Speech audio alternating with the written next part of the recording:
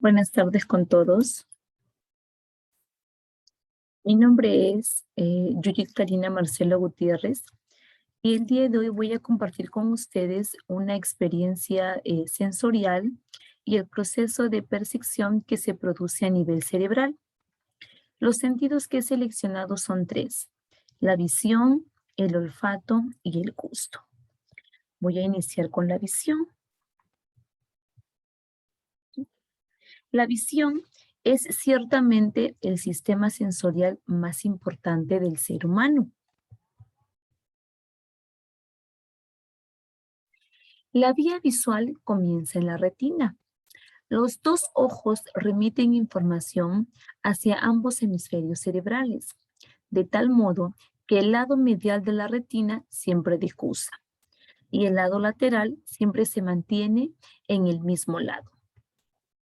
Del tálamo, la información visual viaja a través de radiación óptica rumbo al cerebro, en particular a la corteza visual primaria, en donde los impulsos nerviosos se decodifican en formas y colores. La corteza cerebral primaria es la que procesa diferentes características visuales en regiones físicamente distintas.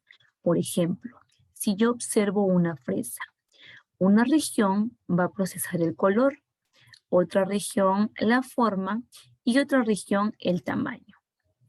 Una vez que la información ha sido procesada por el área visual primaria de forma modular, se vuelven a unir sus diferentes componentes por medio del área cerebral secundaria, ¿no? La cual forma una representación que no implica de ninguna forma su reconocimiento. En este sentido, debemos recordar que este proceso ocurre en paralelo en cada uno de los hemisferios, por lo cual luego la imagen de un hemisferio es superpuesta con la del otro a fin de crear una representación final de consenso entre ambos lóbulos occipitales. El siguiente sentido es el sentido del olfato.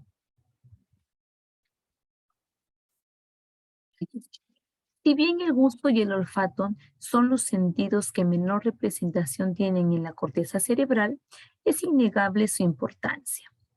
El sentido del olfato es el único sentido cuyas vías no pasan por el tálamo, sino que se insertan directamente en el cerebro, en regiones que están relacionadas con la regularización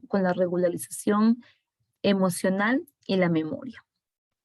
Asimismo, cabe mencionar que el olfato es el primer sentido que aparece en el embrión. Revisemos el camino de los olores hacia el cerebro. La vía olfatoria comienza en las células bipolares de la pituitaria amarilla, las cuales tienen dos extremos, uno ciliado, en donde se localizan receptores que reaccionan ante la presencia de sustancias químicas y generan el impulso nervioso, y otro alargado, que penetra en el cráneo a través de la lámina cribosa y se dirige al bulbo olfatorio. En el bulbo olfatorio se encuentran las células mitrales, las cuales hacen sinapsis con un grupo de neuronas bipolares que captan el mismo tipo de aroma, de tal modo que en una única célula mitral recoge la información de múltiples células bipolares similares. Luego los axones de las células mitrales se unen para formar el nervio olfatorio, el cual se desplaza por la base del cráneo, hasta luego llegar a alcanzar directamente al cerebro sin pasar por el tálamo. Una vez en el cerebro, la información olfatoria se bifurca en paralelo hacia dos áreas olfatorias primarias, una ubicada en el lóbulo de la ínsula y otra localizada en el lóbulo temporal. Este es el lóbulo temporal. Finalmente, les voy a hablar sobre el sentido del gusto. Así es. Aquí, ¿no? El sentido del gusto es el más robusto de todos, puesto que es transportado por tres nervios en simultáneo, de modo que si uno de estos se daña, aún quedan otros dos para seguir remitiendo la información. Los humanos sentimos 5 tipos de sabores. Por ello contamos con esa cantidad de corpúsculos gustativos para detectar el dulce, amargo, salado, ácido o umami. El recorrido de la vía del gusto consta de 3 pasos.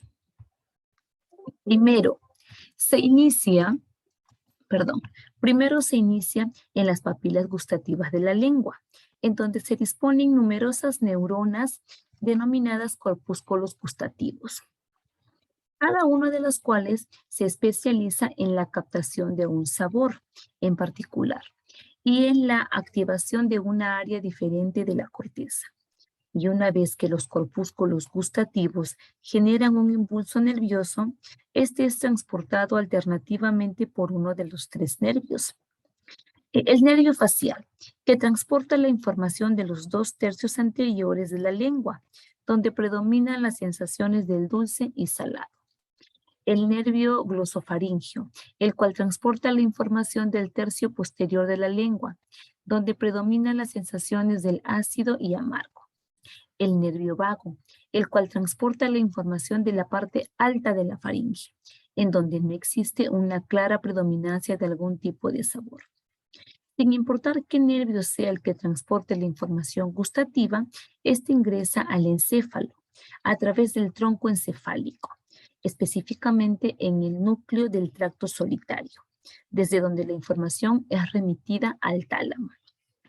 Desde el tálamo, la información es remitida al área gustativa primaria, que se ubica en la región más inferior del lóbulo parietal, debajo del área somatosensorial y en la parte más superior del lóbulo temporal, en donde los impulsos nerviosos procedentes de las papilas son interpretados como sabores. Muchas gracias.